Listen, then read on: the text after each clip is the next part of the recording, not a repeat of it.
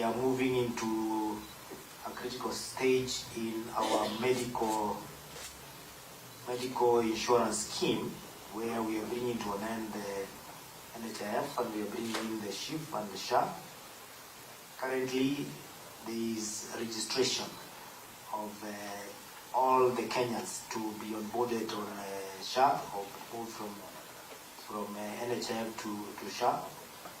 And currently, we have experienced a bit of resistance in a few places where our people out there think that the registration that is being done to onboard them is a form of taxing them. And I want to use this platform to ask our people out there to please enlist yourself with the new scheme of medical services, that is social health insurance, because the NHIF that you've been using is soon going to be a thing of the past. And it is now upon the clinic officers who are here today, represented by the leadership, our other health workers, all the way including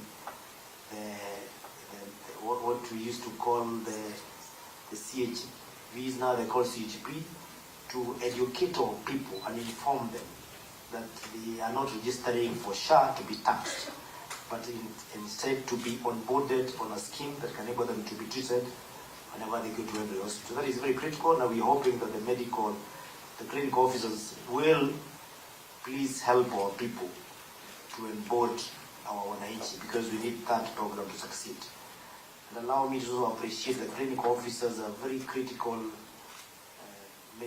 medics in our facilities, because level 4 all the way down to level 2, those are basically run by clinic officers, despite the fact that we still have medical officers who are in charge. And therefore, we are a very critical part of our workforce when it comes to the issues of health.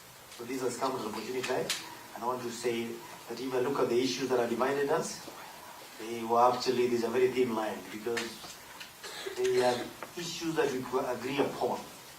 We may not be able to get 100%, at least 99.9% agreement is good enough. On the issue that has been spoken by the chair, on the issue of the medical cover for staff, honestly, the Council of Governors has done very well, the 47 counties.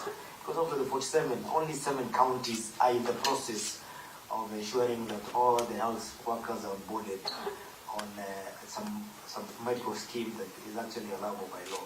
So, in light of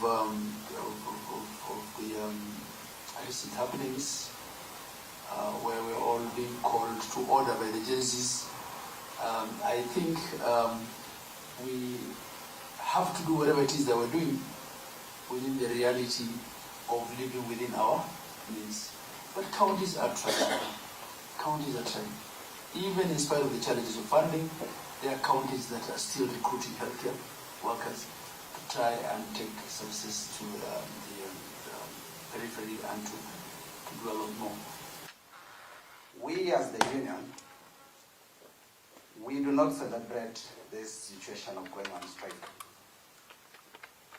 We always desire that we can be on the table to engage and try and agree to iron issues which are there, because at the end of the day there must be issues. But we want to believe that this then mark a new beginning, because some of the issues that we had on our strike notice are issues that date back in 2017, issues of promotion and redesignation, where members have stagnated in one job group without any promotion. There are issues of the CBN that we started also negotiating in 2017 until 2019, when we were not able to agree. But we are happy that at least we are taking an agreement that indeed this can be addressed. We want to ask the Council of Governors that we, the clinical officer, are your complement, not your enemy. We can work together to better the service of our people and to ensure, for us when we are there, we are only asking for accountability or for enhancement of the existing laws.